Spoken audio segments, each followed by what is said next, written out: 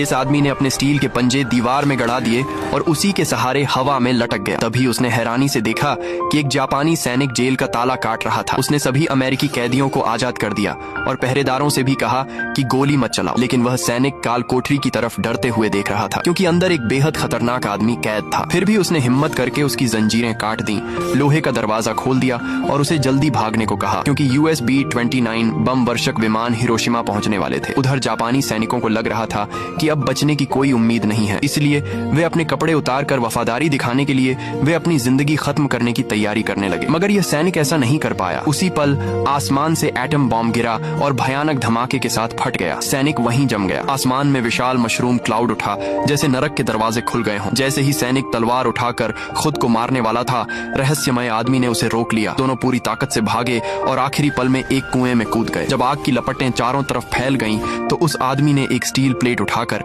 सैनिक को अपने नीचे ढक लिया और खुद उस भयानक गर्मी को सहता रहा। जब सब शांत हुआ तो सैनिक ने डरते हुए देखा कि वह आदमी बुरी तरह जल चुका था, लेकिन अगले ही पल उसके घाव अपने आप भरने लगे। इस तरह दोनों जिंदा बच गए। 55 साल बाद वे फिर मिले। जापानी सैनिक का चेहरा रेडिएशन से बुरी तरह बिगड़ चुका था, मगर उस आदमी की शक्ल बिल्कुल नहीं बदली थी। जापानी लोग उसकी खुद ब खुद ठीक होने वाली शक्ति चाहते थे, इसलिए उन्होंने चुपके से उस पर एक श्राप डाल दिया। आदमी को खतरे का एहसास हुआ। जब वह जांच के लिए टेबल पर लेटा तो उसे पता चला कि उसके दिल पर एक कीड़ा चिपका हुआ है। इसी वजह से उसकी हीलिंग शक्ति खत्म हो गई थी। तब उसने अपने स्टील के पंजे निकाले और खुद ही अपने ऊपर सर्जरी करने की कोशिश की। तभी अचानक एक निंजा अंदर घुस आया और उस पर हमला कर दिया। उसी समय एक औरत आगे आई और उसने अपनी तलवार से निंजा का वार रोक दिया। मौका मिलते ही आदमी ने वह कीड़ा निकाल दिया और तुरंत उसके घाव तेजी से भरने लगे, मगर उस औरत को निंजा ने बेहोश कर दिया। हालात गंभीर हो गए, लेकिन आदमी ने निंजा का रास्ता रोक लिया। जब निंजा ने देखा कि उसकी ताकत वापस आ चुकी है तो वह डरकर पीछे हट गया। उसने आदमी के चेहरे पर वार किया, लेकिन हैरानी की बात यह थी कि उसका घाव भी तुरंत भर गया। आदमी मुड़कर जाने लगा, क्योंकि वह निंजा की जान बख्शना चाहता था, मगर निंजा ने फिर से धोखे से हमला कर दिया। एक ही वार में उसकी तलवार आदमी के सीने के आर पार हो गई, लेकिन उसका उस पर कोई असर नहीं हुआ। निंजा हैरान होकर बोला, तुम आखिर किस तरह के राक्षस हो? आदमी ने बस उसे जाने दिया और अपने शरीर से तलवार निकाल ली। दोस्तों, अब सवाल ये है, अगर आपके पास ऐसी सुपर पावर होती तो आप सबसे पहले क्या करते? कमेंट में जरूर बताना।